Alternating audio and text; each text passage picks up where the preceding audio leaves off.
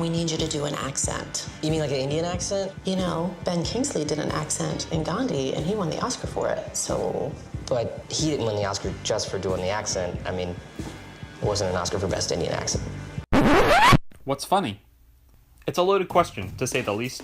I'll start off by saying that I am a 20-year-old who knows nothing about anything. So keep that in mind as you listen to me drone on for the next 10 minutes, but I do know that comedy is subjective. And being funny, being able to stick that joke, that can be damn hard. An assertion that anyone who has ever told a joke will know. Not everything works, and not everything that works every time. I was reading an article recently that made the distinction between someone being funny and finding someone funny. And that's true. Comedy is all about taste, and objectively some stuff is funny that you just might not enjoy. That being said, I do think there is a flood of comedic material out there, and a lot of it actually isn't that good. And this makes it easy to dismiss something offhand as genuinely unfunny. But again, I think that's unfair. So I think it's important to really give comedy the benefit of the doubt and look at what makes it, well, comedy, before judging something to be truly unfunny. To do this, I want to look at a show called Master of None in honor of its new second season, which was created by, written by, and stars Aziz Ansari. Now, the critical praise is all pretty unanimous. It has 100% on Rotten Tomatoes, as of the last time I checked. Who can keep up anymore? And has won an Emmy for outstanding writing for a comedy. But if you search the internet, you'll find some disagreement. Pretty much anyone will tell you it handles a lot of relevant questions and deals with a lot of issues in an intelligent, respectful manner. But when it comes to the big question, was it funny? There are a lot who would tell you it just isn't. Why? From what I can tell, most of the hate comes from the insistence that the show is boring, slow, and just lacks enough jokes to be funny. The jokes they do have, they claim, are flat and lined with no punch. Laughs are pushed aside for story building, emphasis is put on dramedy, not comedy, and that's just not what some people want from their comedies. Which is fine. It's subjective. But why should Master of None not be considered a comedic failure then if it fails to make people laugh? Well, before I delve into the technical stuff, I just want to point out that you don't have to laugh out loud at something for it to be considered funny. To paraphrase the great and powerful, if rarely cited, Bo Burnham, if you watched alone, you probably didn't laugh, but maybe you exhaled out of your nose. I feel the need to point out that if you binge watch this show alone, which is possible, you probably sat in silence for 5 hours while joke after joke seemingly fell flat when in truth, you just didn't laugh.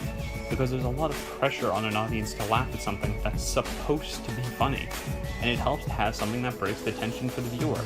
Most 3-camera sitcoms get around this by having a laugh track, but let's not go into that right now. Instead, I'll say that I personally watched this whole show for the first time with my best friend, and we found it hysterical. For instance, there's a joke in the first episode, Plan B, where Dev and his friend Arnold leaning close to each other and whisper, "Bounce house," before a cut to them arriving at a party with a bounce house. This may have felt awkward because of the lack of cue to laugh. No space there really, but with someone who I've done very similar things with, then this was a highlight. And I think that's where Master of None really stands apart from other comedies, where it really shines. In comparison to, say, The Unbreakable Kimmy Schmidt, another Netflix show that I adore that centers around themes of being a little lost in life and that addresses relevant culture and social topics in an engaging way. Both have a peppy protagonist with a strong personality, looking for direction, purpose, happiness, surrounded by an eclectic cast of diverse characters, and are pegged as comedies. However, what separates the fast-paced, off-the-walls hilarity of Unbreakable from Master of None is a sense of grounded realism. Now, over-the-top situations have their place in comedy, like in Unbreakable or any sitcom like Friends or How I Met Your Mother, where every episode is somehow the worst day of their characters' lives. And for good reason, it can be hilarious. But Master of None finds a different, subtler approach. It takes real humor, the kind we find in life every day, and it puts them on the small screen. There are a million things that guys have no clue about that are so annoying. Like what? Okay, so you remember when we went to brunch and we both Instagrammed a picture of that frittata? What are your comments? I got one from Arnold. Yumtown. Population div. Check mine out. I wanna fuck your face. Of course, there is a case to be made for escapism and entertainment.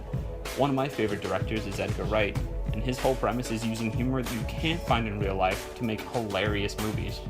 But in today's world, I think there is sometimes too much escapism and the vast amounts of entertainment at our fingertips at all times, and we need some entertainment that will ground us back in reality.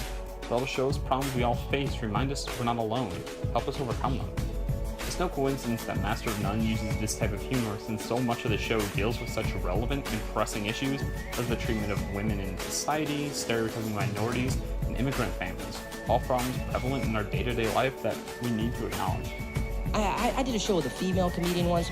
She got on stage, and the first thing that happened is some idiot in the front just yells, "Take it off!"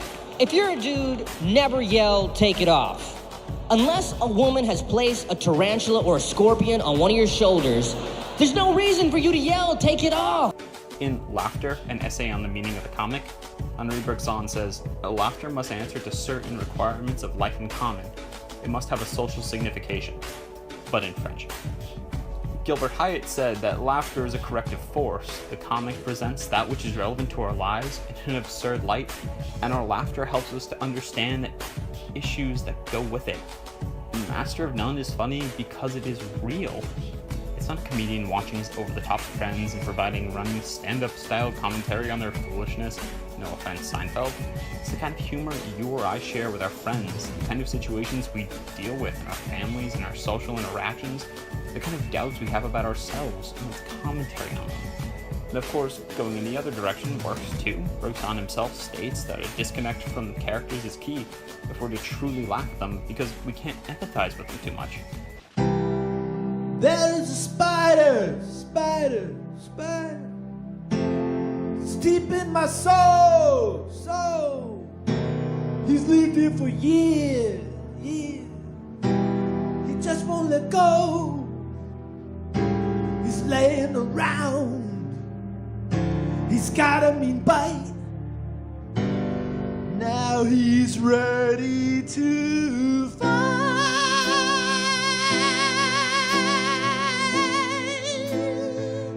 Stand up for what he knows.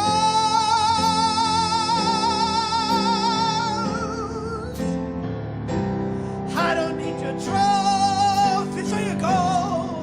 I just wanna tell you all, go yourself. But to take this and insist it means we should ignore comedy where we relate to the protagonist, because in a way we are the protagonist in our own lives, would be to ignore beautiful art that's only starting to come into its own.